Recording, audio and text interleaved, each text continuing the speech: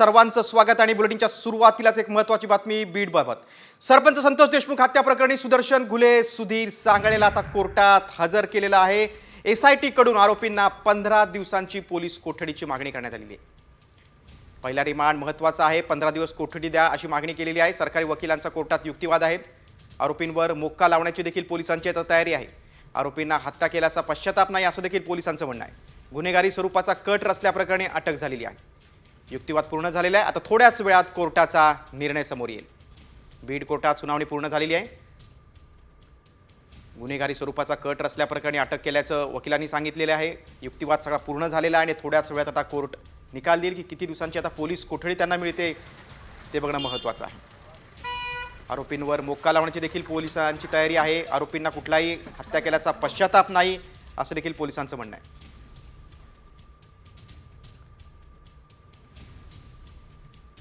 पहिला रिमांड महत्त्वाचा आहे, 15 दिवस कोठडी द्या अशी मागणी आता वकिलांनी केलेली आहे, सरकारी वकिलांनी केलेली आहे।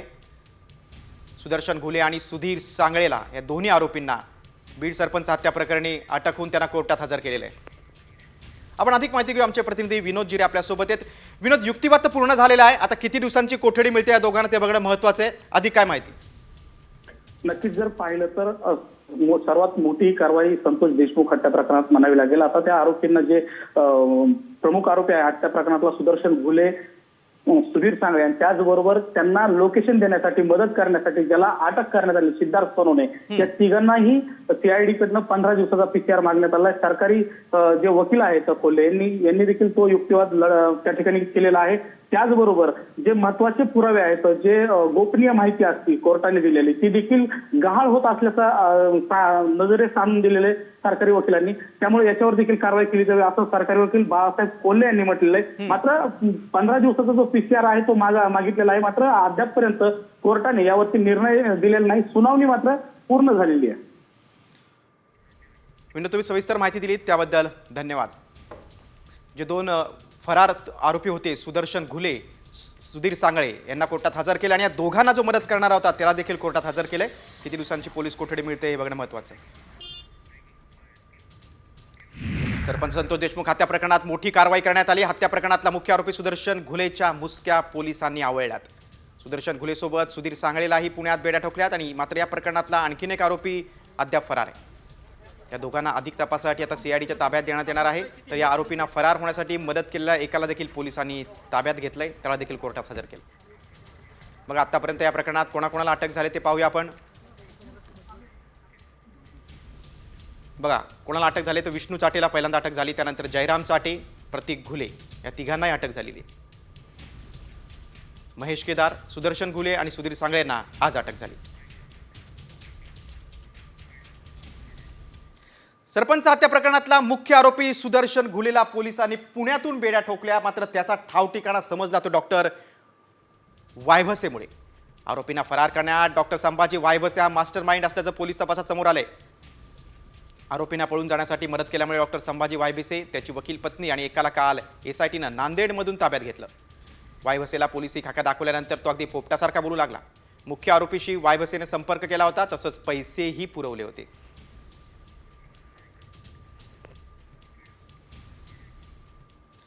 सरपंच देशमुखांच्या हत्येप्रकरणी धक्कादायक माहिती समोर आलेली आहे। मसाजो गावातील रहिवासी सिद्धार्थ सोनवणे हा सरपंचावर पाळत ठेवून होता। आरोपींना सोनवणे हा माहिती देत असल्याची माहिती समोर आलेली आहे, त्याला आता अटक करण्यात आलेली आहे।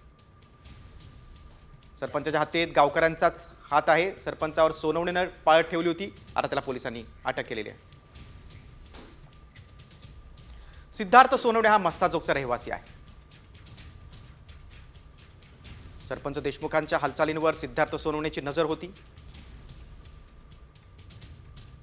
हत्येनंतर देखील सिद्धार्थ सरपंचाच्या अंत्यविधीला हजर होता।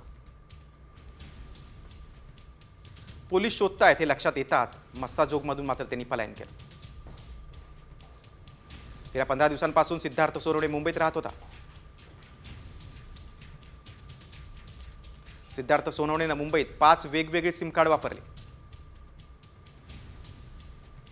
कल्याणमधून उसाच्या गाडीवर काम करताना सिद्धार्थ सोनवणेला अटक झाली।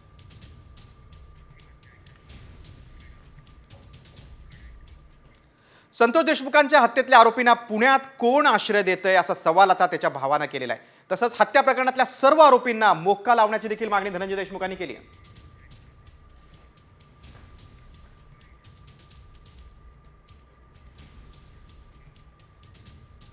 कोणीतरी जे ठेवलेलं आहे तिथं जिम्मेदारीनं ठेवलं असेल ना त्याने त्यांना एका जागेवर सेफ्टी, त्याचा तपास लवकरच होईल.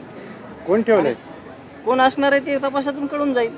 आपण कसं सांगणार आता? आपण कुणाचं नाव घेणार? तपासात 100% त्यांना माहिती असेल, ते अधिकारी जे आहेत सगळे ते स्पष्टीकरण देतील त्याचं. 100% मागणी आहे आणि मुख्यमंत्री साहेबांना सभागृहात अधिवेशनात सांगितलेलं आहे तसं की ह्या सगळ्यांवर मोक्का लावण्यात येईल आणि लावलाच पाहिजे. प्रमुख मागणी आहे ती सुद्धा. पुढच्या बातमीकडे. सरपंच हत्या प्रकरणातल्या आरोपींच्या अटकेच्या पुणे कनेक्शनवर आता विरोधकांनी देखील सवाल उपस्थित केलेला आहे. सरपंच संतोष देशमुख हत्या प्रकरणातला मुख्य आरोपी सुदर्शन घुलेला पुण्यातून अटक करण्यात आली. मात्र यावरूनच खासदार सुप्रिया सुळेंनी आता राज्य सरकारला सवाल केला आहे. सरपंच हत्याकांडातल्या सर्व आरोपींना पुण्यातूनच अटक का होते असा सवाल त्यांनी केला आहे.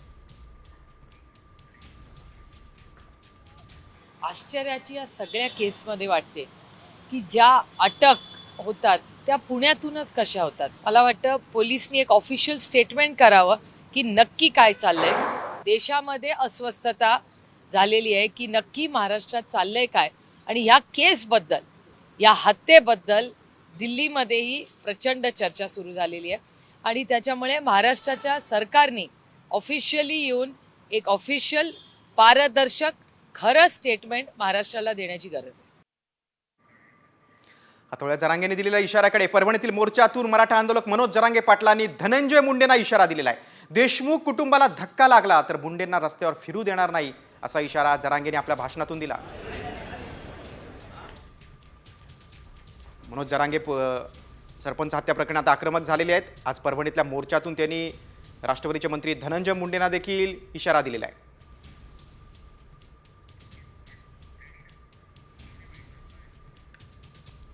धनंजय भाऊ देशमुख आणि त्यांच्या कुटुंबियाला जर धक्का लागला तर धनंजय मुंडेला रस्त्याने सुद्धा फिरू देणार.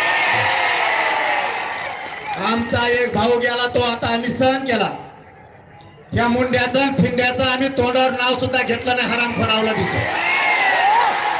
पण जर देशमुख कुटुंबियांना जर यापुढे त्रास झाला तर एकाला सुद्धा रस्त्याने फिरू देणार नाही. परळी असो, कोणा बीड जिल्हा असो, इथल्या आपल्या समाजाला जर त्रास झाला तर परभणी आणि पलीकडून धाराशिव यांना घरात घुसघुस होणार. मनोज जरांगे नंतर आता भाजपचे आमदार सुरेश धस यांनी काय आरोप केलाय ते बघा.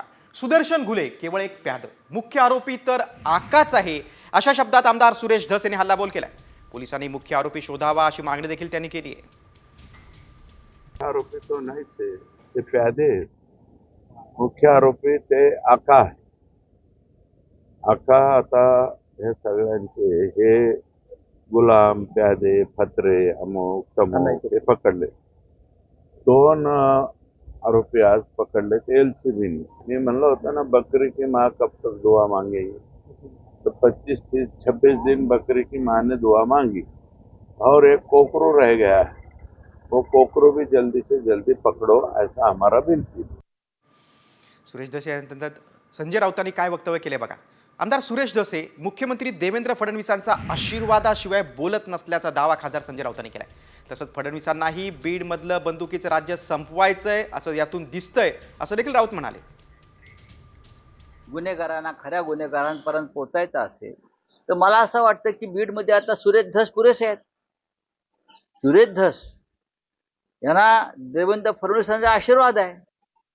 धस साहेब आमचे जे काय बोलतायत ते फडणवीसांच्या आशीर्वादाशिवाय बोलणार नाहीत.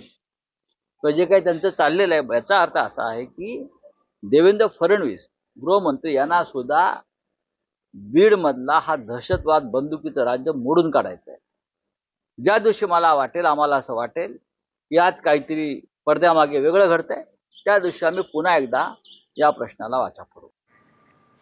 बीड प्रकरणातल्या आपण सगळ्या बातम्या पाहिल्या. आता वळूया पुढच्या बातमीकडे. लाडकी बहीण योजनेसंदर्भातील ही मोठी बातमी आहे, कारण जर निकष डावलून लाडकी बहीण योजनेचा लाभ घेतला असल्यास कारवाई होण्याची शक्यता आहे.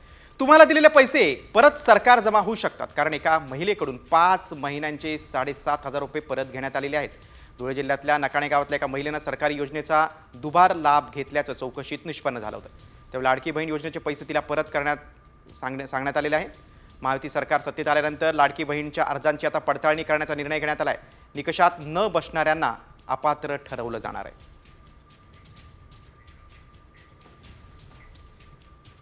बघा, धुळ्यातल्या महिलेचे 7,500 रुपये सरकार जमा झालेले आहेत. योजनेचा गैरफायदा घेतलेल्या लाभार्थींवर कठोर कारवाई केली जाईल. धुळे, जळगाव, वर्धा, गडचिरोली, पालघरमध्ये मोठ्या तक्रारी आल्यात. अर्जांच्या पडताळणीनंतर आता निकषात न बसणाऱ्यांना अपात्र ठरवलं जाईल. केसरी आणि पिवळं शिधापत्रिकाधारक वगळता सर्वच अर्जांची छाननी होणार. पुढच्या बातमीमध्ये, पैसे देऊन मतं घेतली त्यावेळी निकष लावले नाहीत आणि आता कशाला लावतात असा सवाल काँग्रेसचे नेते विजय वडेट्टीवारांनी केलाय. तर लाडकी बहीण योजनेवर राज्य सरकारनं श्वेतपत्रिका काढावी अशी मागणी शरद पवार गटाच्या खासदार सुप्रिया सुळेंनी केली. भीक मागत सरकारची परिस्थितीच भीक मागायची आली आहे. कटोरा घेऊन आता लोकांच्या पुढे जाण्याची अवस्था आणली आहे. निवडणुकीसाठी सर्व खात्यांचे पैसे वरती करून मताची भीक मागून बहिणीला बनवण्याचं पाप केलं. मतं घेतलीत, काही पाहिलं नाही. ज्यावेळेस तुम्हाला मतं घेताना निकष नव्हती, तर आता काय निकष लावताय? म्हणजे तुमच्या बहिणीची बेमानी करताय, तुम्ही फसवणूक करताय. हे पाप आहे. यांचा शाप लागेल ना यांना. बंद होईल का नाही मला माहिती नाही, पण म्हणजे तो निर्णय सरकारचा असेल. पण फिस्कल डेफिसिट म्हणजे सरकारचा होणारा खर्च, आणि अनेक वेळा इलेक्शन चालू असतानाही लोक म्हणत होते की DPDCचे पैसे वळवले जात आहेत. हे काय आहे, खरं नक्की काय आहे? आरोप प्रत्यारोप करण्यापेक्षा मला वाटतं ह्या सगळ्यावर एक व्हाईट पेपर काढून महाराष्ट्राला ह्या सरकार ज्यांना एवढं मोठं मॅन्डेट मिळालंय. आता पुढच्या बातमीकडे, जगावर पुन्हा एकदा कोरोनासारखं महाभयंकर संकट ओढावलेलं आहे. कारण कोरोनासारखाच असलेला एक नव्या व्हायरसचा सर्वाधिक धोका चिमुरड्यांना आहे. कोरोनाप्रमाणेच घातक असलेला HMPV या विषाणूचा संसर्ग वेगानं होतोय. सर्वाधिक केसेस या 5 वर्षांपेक्षा लहान मुलांमध्ये आढळून आल्यात. नव्या HMPV नावाच्या व्हायरसमुळे जगाचं टेन्शन वाढलेलं असलं तरी देखील नव्या विषाणूवर कुठलीही लस उपलब्ध नाही. त्यामुळे हा विषाणू आणखीनच घातक ठरण्याची शक्यता आहे. तेव्हा कोरोनासारखा घातक असलेला HMPV व्हायरस आल्यानं लहान मुलांची काळजी घेण्याची गरज आहे.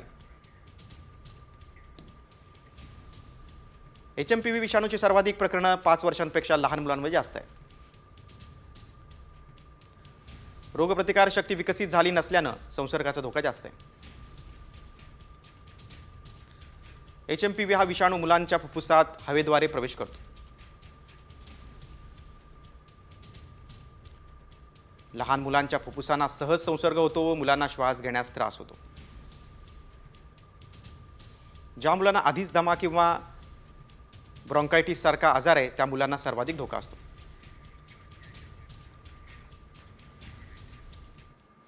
पुढची बातमी आता मुंबईतून. BKC परिसरात एक मोठी आग लागलेली आहे. भारतनगर परिसरातील खाडी किनाऱ्यावरील तिवरांचं जंगल आहे, तिथं कचराकुंडीला आग लागलेली आहे. भारतनगर परिसरात आता धुराचे प्रचंड मोठे लोट दिसत आहेत. 25 ते 30 कच्च्या झोपड्या जळून खाक झालेल्या आहेत. BKC परिसरातील ही दुर्घटना आहे. भारतनगर हा परिसर आहे, खाडी किनाऱ्यावरील तिवरांचं जंगल, तिथेच कचराकुंडी आहे, तिला आग लागलेली आहे. मात्र या कचराकुंडीच्या जवळच 25 ते 30 जवळपास कच्च्या झोपड्या होत्या, त्या सगळ्या या आगीमध्ये जळून खाक झालेल्या आहेत. अग्निशमन दलाचे जवान घटनास्थळी दाखल झालेले आहेत आणि आगीवर नियंत्रण मिळवण्याचा शर्थीचा प्रयत्न करतायत. पाण्याचा मार करून आग विझवण्याचा प्रयत्न करतायत. मात्र या अग्नितांडवात 25 ते 30 झोपड्या जळून खाक झालेल्या आहेत.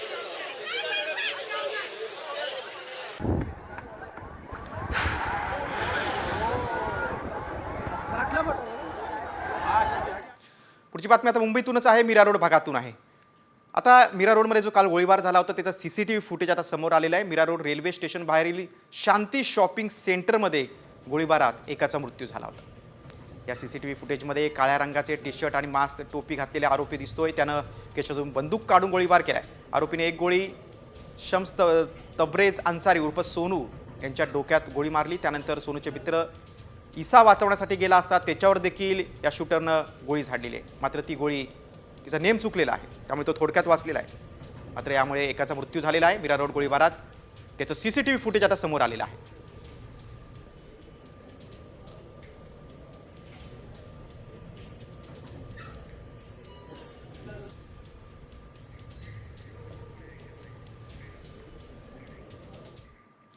आणि आता सर्वांसाठीच खूप महत्त्वाची बातमी आहे. पाणी म्हणजे जीवन. मात्र हेच पाणी तुमच्या मृत्यूला कारणीभूत ठरणार आहे, कारण राज्यातल्या 7 जिल्ह्यांमध्ये पाणी विषारी असल्याचा धक्कादायक अहवाल समोर आला आहे. भूजलात विषारी पदार्थ मिसळलेले असल्याचं धक्कादायक वास्तव केंद्र सरकारच्या अहवालातून उघड झाले. यात विदर्भ, मराठवाडा आणि उत्तर महाराष्ट्रातील जिल्ह्यांचा समावेश आहे. या जिल्ह्यांच्या भूजलात नायट्रेट या विषारी रसायनाचं प्रमाण हे धोक्याच्या पातळीपेक्षा अधिक आढळले. हे विषारी पाणी आरोग्यासाठी घातक आहे. पाण्यातल्या विषारी पदार्थांमुळे पोटाचा कॅन्सर होण्याची देखील भीती आहे. बघा कोणते जिल्हे आहेत आपण पाहूयात.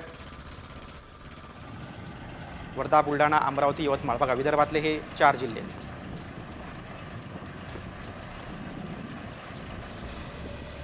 त्यानंतर नांदेड, बीड हे मराठवाड्यातले 2 जिल्हे आहेत आणि जळगाव उत्तर महाराष्ट्रातील 1. असे एकूण 7 जिल्हे आहेत. बघा कोणते आजार होऊ शकतात, तर पोटाचा कॅन्सर होण्याची भीती आहे, कारण हे नायट्रेटयुक्त पाणी आहे. लहान मुलांमध्ये ब्ल्यू बेबी सिंड्रोम होण्याचा देखील धोका आहे.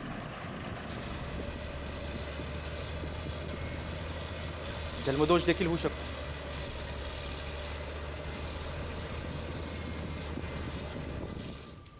जन्मजात व्यंग देखील होऊ शकतं, असं देखील तज्ज्ञांचं म्हणणं आहे.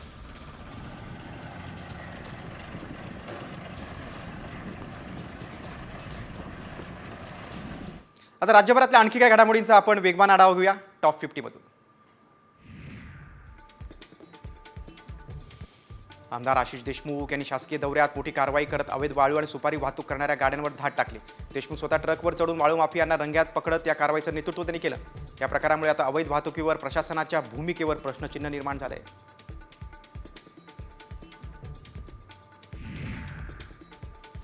पुण्यात मराठी कर्मचाऱ्यावर अन्याय करणाऱ्या एका टीम लिडरला मनसेनं चांगलंच धुतलेला. एअरटेलच्या कर्मचारी वर्गाला हा टीम लिडरला हिंदीतच बोलायचा, मराठीत बोललात तर काढून टाकेन अशी धमकी देत होता. गेल्या 3 महिन्यापासून त्यानं मराठी मुलांचा पगार देखील दिला नव्हता. त्यानंतर मनसेच्या कार्यकर्त्यांनी त्याला ह्या प्रकाराचा जाब विचारत मारहाण केली.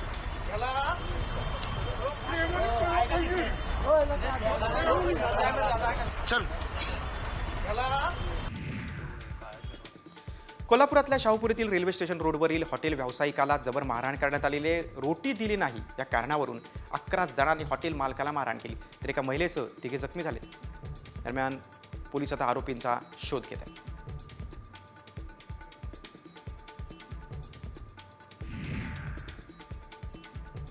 पिंपरी चिंचवड शहरातील भोसरी परिसरात इंद्रायणी नगरमध्ये पिझ्झामध्ये चाकूचा तुटलेला तुकडा आढळून आलेला आहे. अरुण कापसेंनी आपल्या कुटुंबियांसाठी पिझ्झा ऑर्डर केला होता.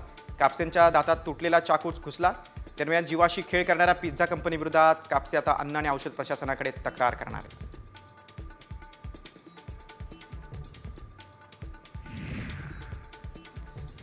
कोल्हापुरात झेडपीच्या शाळेत माजी विद्यार्थ्यांच्या रीलची शिक्षणाधिकाऱ्यांनी दखल घेतलेली आहे. मुख्याध्यापकांवर प्रशासनानं कारवाईचा बडगा उगारलाय. ज्या मुख्याध्यापकांनी या माजी विद्यार्थ्यांना शाळेत रील शूट करण्याची परवानगी दिली त्यांना तत्काळ खुलासा करण्याची नोटीस दिली.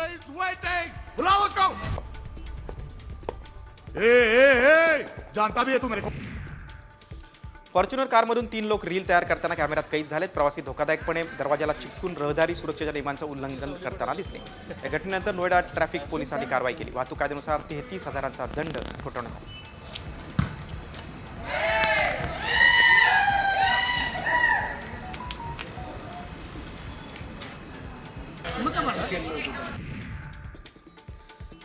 जम्मू काश्मीरच्या बांदीपोरामध्ये लष्कराचा ट्रक दरीत कोसळला. या अपघातात 2 जवानांचा मृत्यू झालाय, तर 5 जण गंभीर जखमी झाले.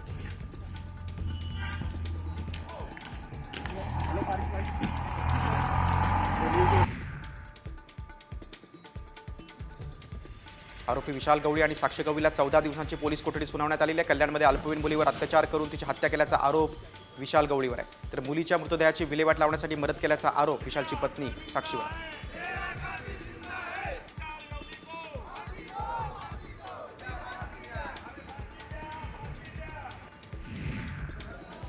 कोकणात सहलीसाठी गेलेल्या विद्यार्थ्यांना अन्नातून विषबाधा झाले. 18 विद्यार्थ्यांना रायगड जिल्ह्यातील पोलादपूर ग्रामीण रुग्णालयात त्यांच्यावर उपचार सुरू आहेत. हे सर्व विद्यार्थी जालन्यातले आहेत. त्यांची प्रकृती आता स्थिर आहे.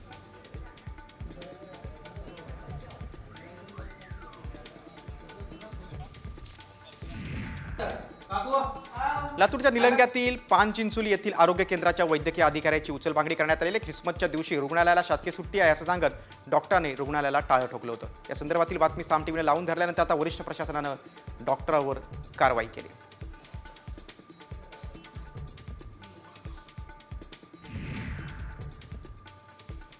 जळगावात जानेवारीमध्ये दिलेल्या वीज बिलांवर अजूनही मुख्यमंत्री म्हणून उद्धव ठाकरेंचा फोटो दिसला. महावितरणकडून दर महिन्याला वीज बिलाच्या प्रिंटची स्टेशनरी मक्तेदाराला पुरवण्यात येते. तरीही जुन्या कागदांवर बिल छापल्यानं मक्तेदाराला आता नोटीस बजावण्यात आली आहे.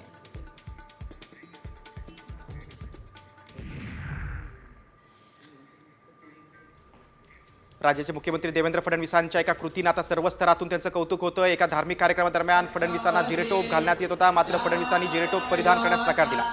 जिरेटोपाचा मान शिवछत्रपतींचाच आहे असं फडणवीसांनी ठामपणे सांगितलं होतं. आता खासदार अमोल कोल्हे यांनी देखील ट्विट करत मुख्यमंत्र्यांचं कौतुक केलंय. फडणवीसांची कृती स्तुत्य आहे. जिरेटोपा श्रद्धेनं वंदन करून योग्य सन्मान केला असं अमोल कोल्हे म्हणाले. आळंदीमध्ये जिरेटोप घालण्याचा आग्रह फडणवीसांना धरला होता, मात्र त्यांनी नम्रपणे नकार दिला.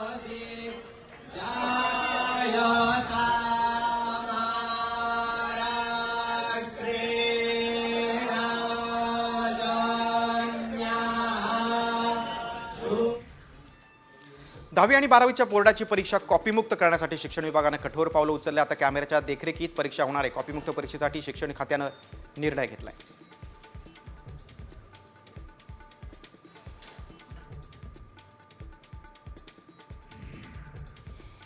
मुंबईत वाढलेल्या प्रदूषणाच्या पार्श्वभूमीवर प्लास्टिक कारवाई पुन्हा कडक करण्याचा निर्णय घेण्यात आला आहे. हॉटेलांसह बाजारांमध्ये देखील आता झाडाझडती घेण्यात आलेली आहे. प्रतिबंधित प्लास्टिक दिल्यास कारवाई केली जाणार.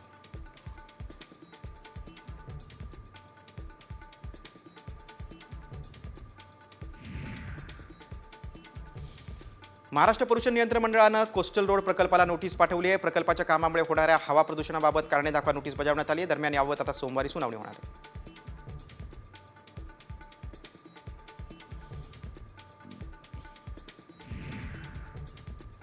मुंबई आणि दिल्ली पाठोपाठ आता नाशिकच्या हवेचीही पातळी खालावलेली आहे. नाशिकची हवा गुणवत्ता पातळी निर्देशांक 101 इतका झालाय.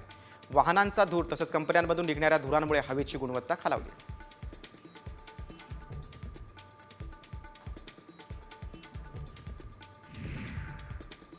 महापालिकेच्या बनावट मंजुरीच्या आधारे बांधण्यात आलेल्या कल्याण डोंबिवली महापालिका हद्दीतील 58 बेकायदा इमारतींना दिलासा मिळालाय. महापालिकेच्या कारवाईला उच्च न्यायालयानं अंतरिम स्थगिती दिली.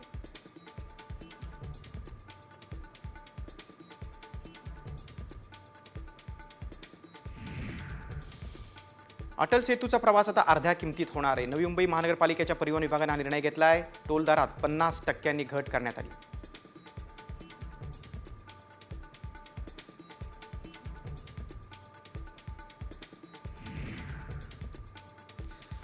पुण्यातल्या सैन्य दलाच्या प्रदर्शनामध्ये रोबोटिक डॉग्स खास आकर्षणाचा विषय ठरला. या रोबोटिक डॉग्समुळे भारतीय सैन्याची अनेक कामं आता सुलभ होणार आहेत. सुरक्षेसंदर्भातल्या अनेक कामांसाठी या डॉगचा वापर होऊ शकतो.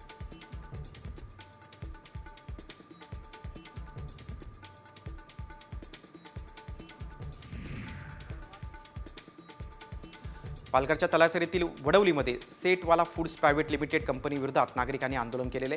कंपनीत कोंबड्याची कत्तल आणि साफसफाई दरम्यान निघणाऱ्या सांडपाण्यामुळे परिसरात प्रचंड दुर्गंधी पसरली. कंपनीकडून सांडपाण्याचं योग्य व्यवस्थापन केलं जात नसल्याचा स्थानिकांचा आरोप आहे.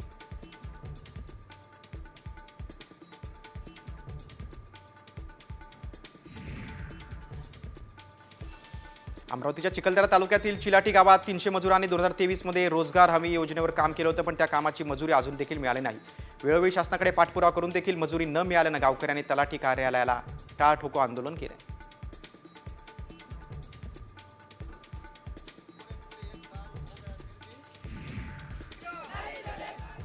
भोपाळ वायू दुर्घटनेला कारणीभूत ठरलेल्या युनियन कार्बाईड विरोधात पुन्हा आंदोलन पेटलेलं आहे. यावेळी दोघांनी अंगावर पेट्रोल ओतून आत्मदहनाचा प्रयत्न केला. या दोघांवर रुग्णालयात उपचार सुरू आहेत. आंदोलनकर्त्यांनी पोलिसांवर देखील दगडफेक केली.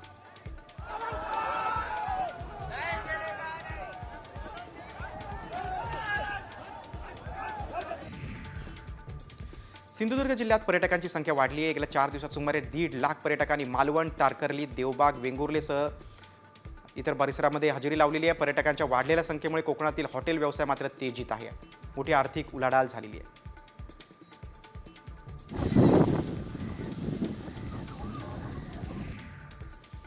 कोकणात माशांचे दर दुपटीने वाढलेत. एरवी 500 ते 600 रुपये किलोनं मिळणारे पापलेट आता 1200 रुपये किलो दराने मिळत आहेत. तर सुरमई आणि कोळंबीचे देखील भाव वाढलेत. पर्यटकांच्या विक्रमी संख्येमुळे कोकणात माशांचे दर दुपटीने वाढलेत.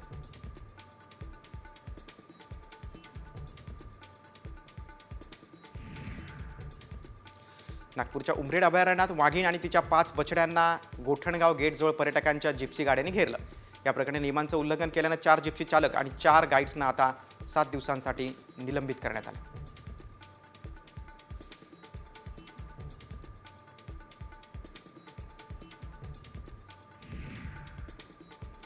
श्री क्षेत्र ज्योतिबा परिसर संवेदन प्राधिकरणाचा सुधारित आराखडा आता राज्य शासनाला सादर केला जाणार आहे. त्यासाठी पुढील आठवड्यापर्यंत मुदत देण्यात आली.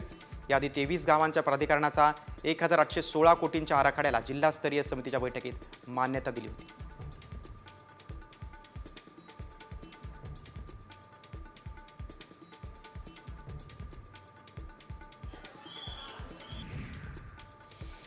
नांदेडच्या लोहा तालुक्यातील श्री खंडोबाची यात्रा माळेगावमध्ये सुरू आहे. यात्रेत प्राण्यांचा बाजार, कृषी प्रदर्शन, बैलगाडा शर्यत, कुस्त्यांची दंगल, लावणी महोत्सव असे कार्यक्रम पार पडतात. या यात्रेचं ड्रोनच्या सहाय्याने घेतलेले विहंगम दृश्य खास साम टीव्हीच्या प्रेक्षकांसाठी.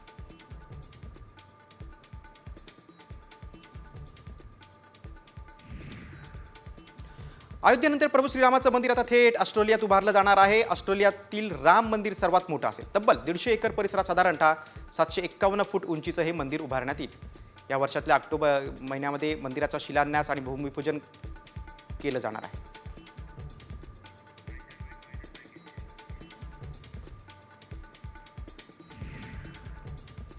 राज्यभरातल्या बातम्यांचा आपण वेगवान आढावा टॉप 50 मधनं घेतला. आता वळूया पुढच्या रिपोर्टकडे.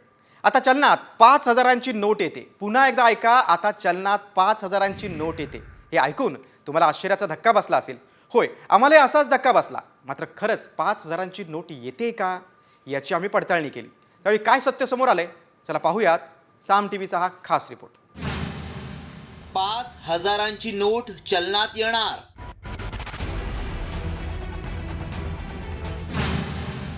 दोन 2,000ची नोट चलनातून बाद.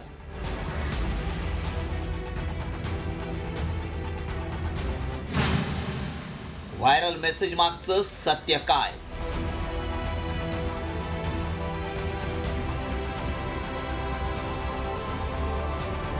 आता 5,000ची नोट चलनात येणार. हे ऐकूनच तुम्हाला आश्चर्याचा धक्का बसला असेल.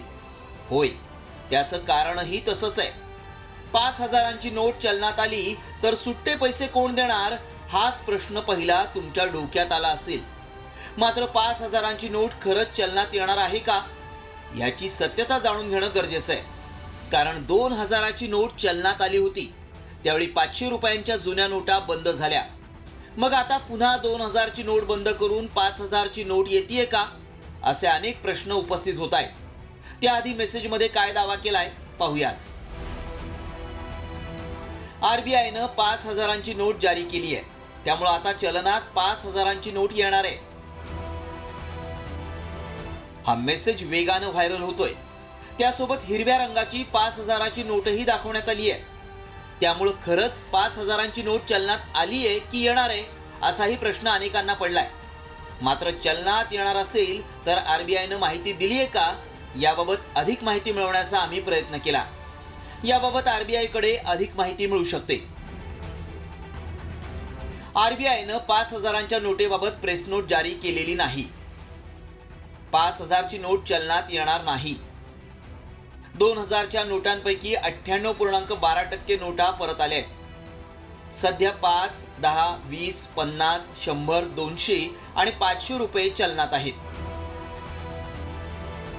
त्यामुळे आमच्या पडताळणीत 5,000ची नोट चलनात येणार असल्याचा दावा असत्य ठरलाय. अशी कोणतीही नवी नोट चलनात येणार असेल तर त्याआधी आरबीआय प्रेस नोट जारी करते किंवा प्रेस घेऊन माहिती देते. मात्र 5,000च्या नोटेबाबत कोणतीही माहिती दिलेली नाही. लोकांची दिशाभूल करण्यासाठी काही लोक असे मेसेज व्हायरल करतात. त्यावर तुम्ही विश्वास ठेवू नका. ब्युरो रिपोर्ट, साम टीव्ही न्यूज.